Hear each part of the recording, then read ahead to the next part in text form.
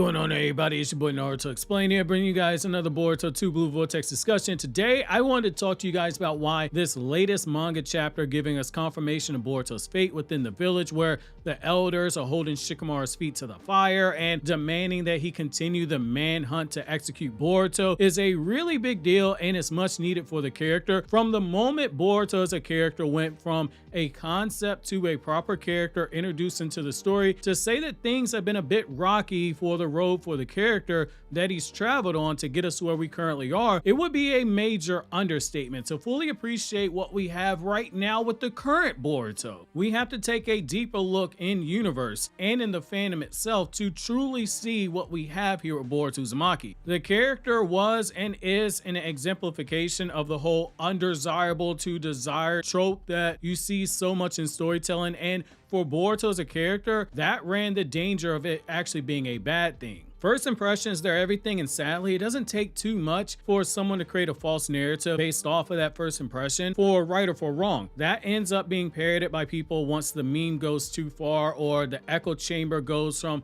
a few people chronically online saying it to it being as loud as a sonic boom in terms of the explosiveness because of how far it actually spread unchecked. Boruto was previously at a point that years ago, I joke with my guy Eternal Hokage, that Boruto getting a manga is what happened if Sakura Uchiha ever got a manga. It wouldn't matter whether or not there was quality writing or if none of the laws in the Naruto universe are broken. You'd have a large chunk of the fandom who would immediately take a dump on it, even if it literally did the same thing that Naruto's manga did. We saw that with Boruto, where elements that were introduced in Naruto's manga, Boruto repeats it or Boruto builds onto them, but due to the unlikability that the character had for several years, it led to disingenuous takes like the whole "I miss when ninjas in this series use hand seals," that whole debacle that still gets disproven when you actually read the material and you actually watch the anime. From the start, the character faced an uphill battle. Naruto chapter 700 came out in 2014, and it was a super divisive moment because you had fans invested in the pairing wars back then, where a chunk of the fandom hated Boruto because he was the son of Naruto and Hinata instead of the son of Naruto and Sakura, with even Kishimoto's own wife and the female staff at Studio Pierrot being pissed off when the reveal happened in the manga. Then you had another chunk of the fandom who saw him and they went, "This kid is a Naruto clone, I can never support him. He's out here pulling pranks for attention and he's a brat like Naruto." And for full transparency, I was one of the people in the latter group who didn't care for it, even though I could see the narrative reason behind it because it all came full circle. Naruto started the manga wishing he had a family and acting out for attention, to now in chapter 700 he's a father and having a son acting out for attention. His own father sacrificed a lifetime with Naruto for the sake of the village, and Naruto sacrificed time with his son in order to take the Hokage position. I got it, but I wasn't necessarily a fan of it, and I was not alone. Several months later, we get to Naruto Gaiden, the 7th Hokage in the Scarlet Spring, and we see that Kishimoto made the switch from chapter 700, teasing us that Boruto was the main character for the manga that Kishimoto was drawing in 2015, to us learning that it was actually Sarada. And in this, Boruto's character, he got a tweak. He wasn't the prankster that we saw in chapter 700, but he was the brat who wanted his father's attention, and I thought it humanized him by both showing him smiling that his father was training him using shadow clones, but then getting upset that his father couldn't make time for him, and then getting upset that his father was so busy he couldn't even stop by to get the lunch that Hinata made for him. It set the foundation for what we got in Boruto the movie, which Masashi Kishimoto originally intended to draw as a manga volume, until Shueisha and the production committee killed those plans and demanded the script be reworked alongside Kodachi to make it into Boruto Naruto the movie. We saw bratty Boruto on steroids, but at the end of the movie, we saw father and son make things up, and it made the disrespectful moments you saw with Boruto prior to this a lot easier to swallow because the journey had a huge payoff. It didn't take tens upon tens of episodes to get you there. It was a short 90-minute film. However, the problem with this is that while Boruto Naruto the movie is the highest grossing movie in the entire Naruto IP, whatever your favorite Naruto movie was, Boruto the movie outgrossed it. You can make the argument that due to the repetition of the anime for 2 years later, the sheer volume of seeing bratty Boruto, it created a negative impression of the character, particularly for a lot of fans who were new and had not seen Boruto Naruto the movie, which I remember back then, just based off of my own anecdotal evidence, how many people were thinking that Boruto and Shikadai were going to be on a team together and that Kakashi or Sasuke would be the sensei for Boruto's team, even though the movie literally shows us the teams and who their senseis are. For a lot of people, this was their first look at Boruto's character, and to see the repeated disrespect he showed for such a beloved legacy character in Naruto, it rubbed people the wrong way. And you still have people who checked out on the series within the first 50 episodes of the anime. They were still parroting the line that Boruto's a disrespectful brat, large in part because the anime cuts out 16-year-old Boruto's monologue that starts the story with him saying that he was a brat at the beginning who didn't understand his father's role as Hokage, which for the life of me, I can never understand who greenlit that idea of cutting that important context out the script for the anime's first episode. The damage was done, but this plot twist with the omnipotence brought a noticeable jump in interest from people who previously dropped the series, and some of the main ones that were parroting those talking points were either walking back the statements, saying that they were wrong, and now they're suddenly making Boruto content, or they clearly read the series and knew exactly what was going on, but they're too dug in on being haters. Or you have people who dropped the series and they actually read the manga with an open mind, and kudos to them. They said, hey, this feels like a Naruto sequel. The character isn't as bad as I thought it was. Nothing wrong with doing that. I did that with Black Clover. You just gotta be transparent with it. That one plot twist took Boruto, the prodigy that not everyone could relate to, since most of us, we aren't prodigies. Most of us have to work for whatever we get. And by making him the hated outcast, it's something more people could relate to, because all of us, no matter who you are, no matter how well liked you are, you've been in a situation where you've been in a room where people didn't like you due to no fault of your own, just from their own perception of you that may or may not be rooted in any type of fact, and it very well could be based off of a lie.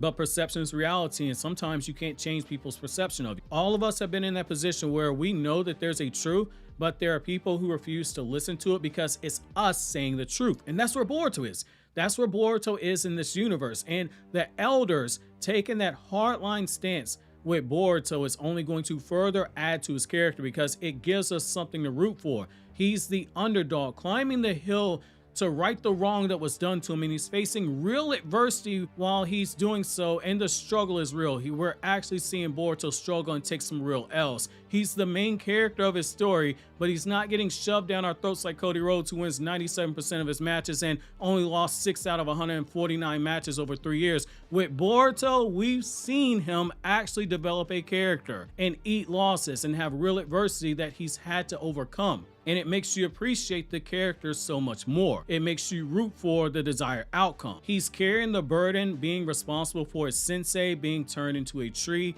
and lives in the constant fear that some reincarnation of Tobirama suddenly starts a tree cutting business and chops down Sasuke to size. The very village that he wants to protect wants him dead for the murders of Naruto and Hinata. Murders that he didn't even commit. Murders that didn't even actually happen, but Kawaki lied to everyone saying that he killed them. His life, it's been stolen by Kawaki. Everything he held near and dear to him inside the village, with the exception of Sarda and Sumire, it's all now gone from him. No more Thunderburgers for Boruto. He's being hunted by the Hidden Leaf Village. None of the other villages, larger and small, will ever take him in for that reason. He was a real enemy. He has a real enemy in the evolved Shinju that are out there hunting him down. And even if he were to defeat them, the elders make it clear it would make no difference. Just like the battle with Code, it changed nothing. He bears the same hatred and cross that Itachi had to carry for so many years as a rogue ninja. The masses, they were ignorant to the truth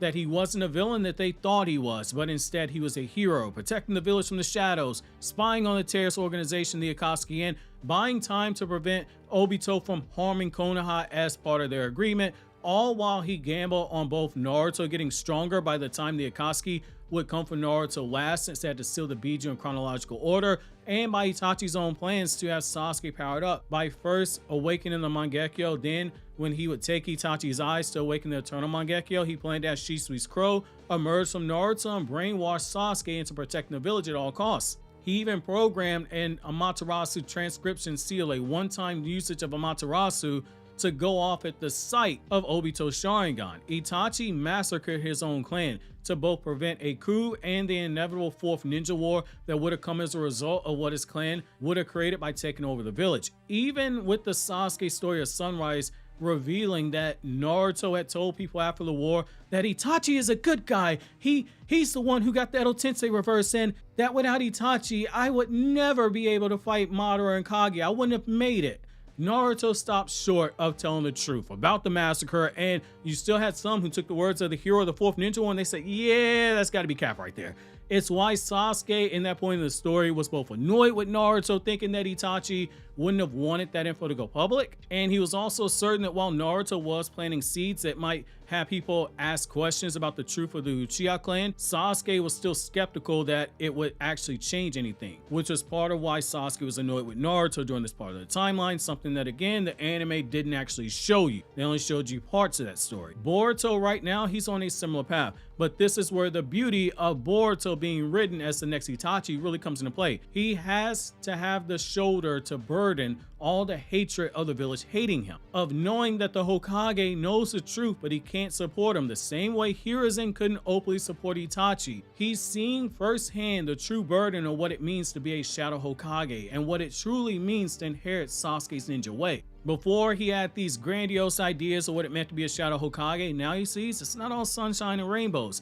However, because this was not growth that Boruto himself sought out, because this came as a result of a poisonous tree bearing fruit, when it's all said and done, we're likely going to see Boruto get the one thing Itachi never got, which is he'll get his flowers given to him publicly when this is all over. But the experiences that Boruto undergoes here, that's where the true pressure and struggle that we're seeing Boruto have, where there legit feels like there at times will be walls closing in on him.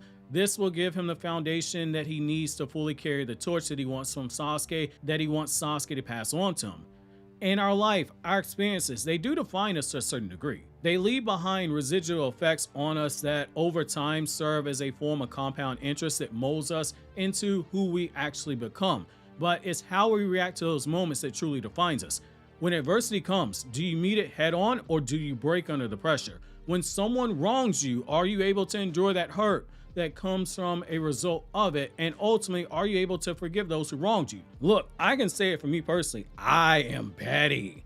I hold grudges like a MFer. I would never be able to find it in my heart to forgive Kawaki. You so much as record a conversation with me, not telling me it's being recorded, and then you play it for other people or you make it public, I wash my hands of you. The same as someone betrayed my trust by cheating on me with another guy. I don't care how long we might have been together.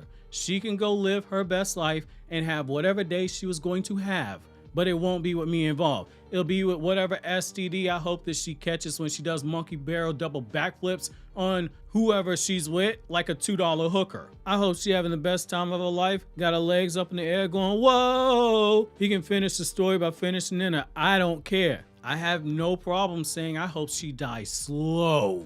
The point being, Boruto's love for his village and his maturity to handle the burden of being the new Itachi is something that has the potential to make him a very special character. And given where we started out with Boruto, where he was undesired and now he has people warming up to him, this might actually be the best thing for his character and for his story. A story I actually hope gets finished.